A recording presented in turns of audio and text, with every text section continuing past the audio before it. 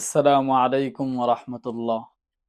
প্রিয় দর্শক শ্রোতা ভাই ও বোন, আজকে আপনাদের সামনে একটি গুরুত্বপূর্ণ বিষয় নিয়ে কথা বলবো।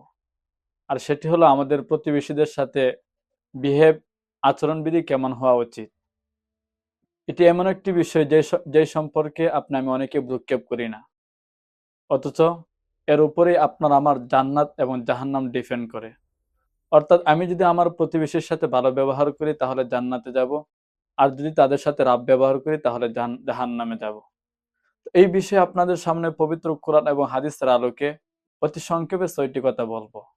নাম্বার ১, প্রতিবেশী কাকে বলে এবং প্রতিবেশী কত প্রকার। আপনার আমার আশেপাশে যারা থাকে তারাই হলো আমাদের প্রতিবেশী। সূরা নিসার ৩৬ নম্বর আয়াতে আল্লাহ সুবহানাহু ওয়া তাআলা প্রতিবেশীকে ৩ ভাগে বিভক্ত করেছেন। আল্লাহ সুবহানাহু ওয়া তাআলা বলেন, ওয়াল জারি যিল কুরবা ওয়াল জারিল জুনুবি ওয়াস সাহিবি বিল জামবি। অর্থাৎ নিকটবর্তী প্রতিবেশী, দূরবর্তী প্রতিবেশী এবং পার্শ্ববর্তী প্রতিবেশীর সাথে সদাচরণ করো।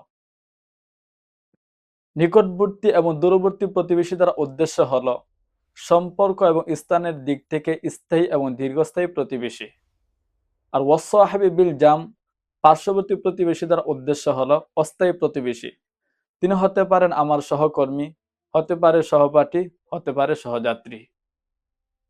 নাম্বার ২, ইসলামে প্রতিবেশীর গুরুত্ব কতটুকু। তিরমিজি শরীফের ৬০১৫ নম্বর হাদিস, হযরত আব্দুল্লাহ ইবনে আমর রাদিয়াল্লাহু তাআলা আনহু থেকে বর্ণিত, আল্লাহ রাসূল সাল্লাল্লাহু আলাইহি ওয়াসাল্লাম বলেন, মা যালা জিবরিল ইউসিনি বিল জার হাত্তা যানানতু আন্নাহু সাইওয়ারিসুহু। অর্থাৎ জিবরিল আলাইহিস সালাম আমাকে প্রতিবেশীর ব্যাপারে এতই গুরুত্ব দিতে লাগলেন যে আমি ধারণা করতে লাগলাম অচিরেই তাদেরকে উত্তরাধিকারী ঘোষণা করবেন। নাম্বার ৩, উত্তম প্রতিবেশীকে। তিরমিজি শরীফের ১৯৪৪ নম্বর হাদিস, হযরত আব্দুল্লাহ ইবনে আমর রাদিয়াল্লাহু তাআলা আনহু থেকে বর্ণিত, আল্লাহ রাসূল সাল্লাল্লাহু আলাইহি ওয়াসাল্লাম বলেন, খায়রুল জিরানি ইনদাল্লাহি খায়রুম লিজারিহি। আল্লাহ তাআলার নিকট সর্বোত্তম প্রতিবেশী ওই ব্যক্তি যে তার প্রতিবেশীর নিকট সর্বোত্তম। নাম্বার ৪, আমরা যদি প্রতিবেশীর সাথে উত্তম আচরণ করি তাহলে আমাদের বেনিফিট কি হবে। সূরা মুজাদালার ১১ নম্বর আয়াতে আল্লাহ সুবহানাহু ওয়া তাআলা বলেন, ইয়া আইয়ুহাল্লাযীনা আমানু ইযা ক্বিলা লাকুম তাফাসসাহু ফিল মাজালিসি ফাফসাহু ইয়াফসাহিল্লাহু লাকুম। অর্থাৎ হে ঈমানদারেরা, তোমাদেরকে যদি কোনো মজলিসে জায়গা করে দিতে বলা হয় তাহলে তোমরা জায়গা করে দিও। ইয়াফসাহিল্লাহু লাকুম, তাহলে আল্লাহ সুবহানাহু ওয়া তাআলা তোমাদেরকে প্রশস্ততা দান করবেন।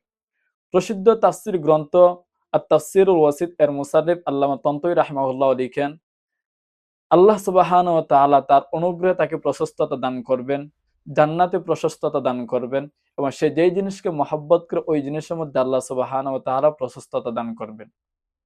বুখারী শরীফের ২০৬৭ নম্বর হাদিস, হযরত আনাস ইবনে মালিক রাদিয়াল্লাহু তাআলা আনহু থেকে বর্ণিত, জনাবে মুহাম্মদুর রাসূলুল্লাহ সাল্লাল্লাহু আলাইহি ওয়াসাল্লাম বলেন, মান আহাব্বা আইয়ুবসাতা লাহু ফি রিজকিহি ওয়া ইউনসা লাহু ফি আসারিহি ফালইয়াসিল রাহিমাহু। অর্থাৎ যেই ব্যক্তি এই জিনিসটা পছন্দ করে যে তার সম্পত্তি এবং বয়সের মধ্যে আধিক্যতা আসুক, সে যেন আত্মীয়তার সম্পর্ক বজায় রাখে।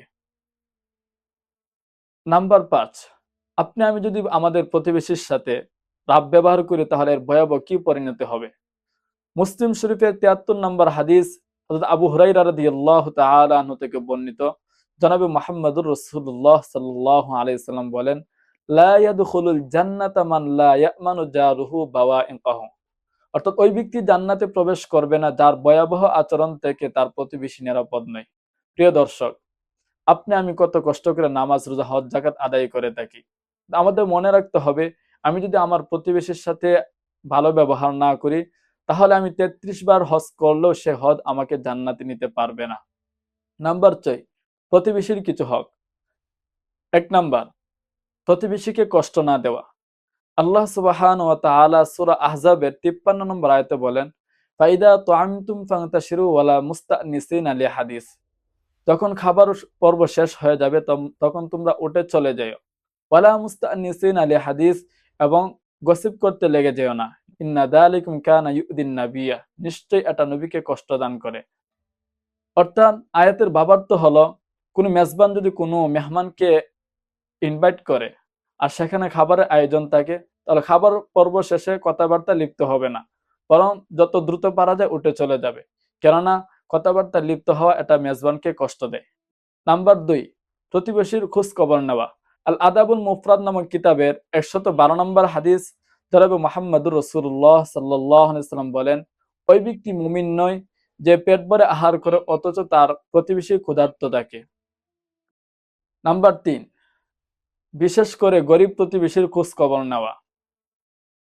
আল্লাহ সুবহানাহু ওয়া তাআলা সূরা মুদ্দাসিরের ৪২ থেকে ৪৪ নম্বর আয়াতে বলেন, মা সালাকাকুম ফি সাকার ক্বালু লাম নাকু মিনাল মুসাল্লিন ওয়া লাম নাকু নুত'আমুল মিসকিন। অর্থাৎ কিয়ামতের দিন একদল জাহান্নামীকে জিজ্ঞাসা করা হবে, তোমরা জাহান্নামে কেন এলে? তখন তারা উত্তর দিবে, ওয়া লাম নাকু নুত'আমুল মিসকিন, যে আমরা প্রতিবেশীকে, অসহায়দেরকে আমরা খাবার দিতাম না। প্রিয় দর্শক, আজ আমাদের বিভিন্ন অনুষ্ঠান হয়, বিবাহ অনুষ্ঠান সহ নানান অনুষ্ঠান হয়। সেই অনুষ্ঠানগুলোতে শুধু ধনীদের আনাগোনা দেখা যায়। এটা কিছুতেই সমীচীন নয়। নাম্বার ৪, নিত্য প্রয়োজনীয় জিনিস আদান প্রদানে বাধা না দেওয়া। সূরা মাউনের ৭ নম্বর আয়াতে আল্লাহ সুবহানাহু ওয়া তাআলা বলেন, ওয়ায়ামনাউনাল মাউন, আর যারা গৃহস্থলীর নিত্য প্রয়োজনীয় জিনিস, ছোটখাটো জিনিস দিতে বাধা প্রদান করে তাদের জন্য দুর্ভোগ।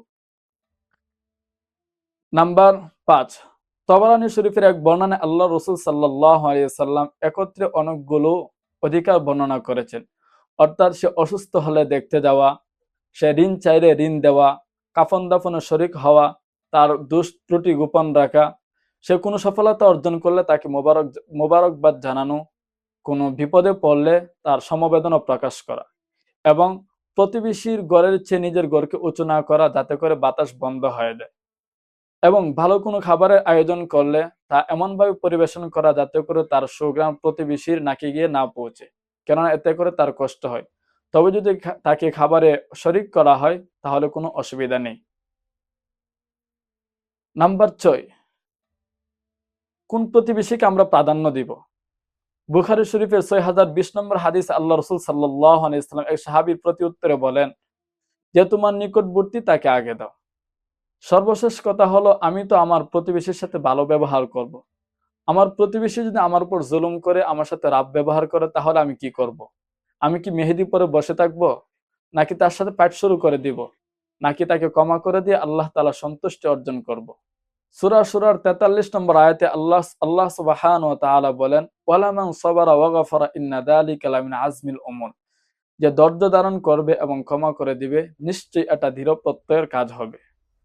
মুসনাদ আহমদের ২১,৩৪০ নম্বর হাদিস আল্লাহ রাসূল সাল্লাল্লাহু আলাইহি ওয়াসাল্লাম বলেন, আল্লাহ সুবহানাহু ওয়া তাআলা ৩ ব্যক্তিকে পছন্দ করেন।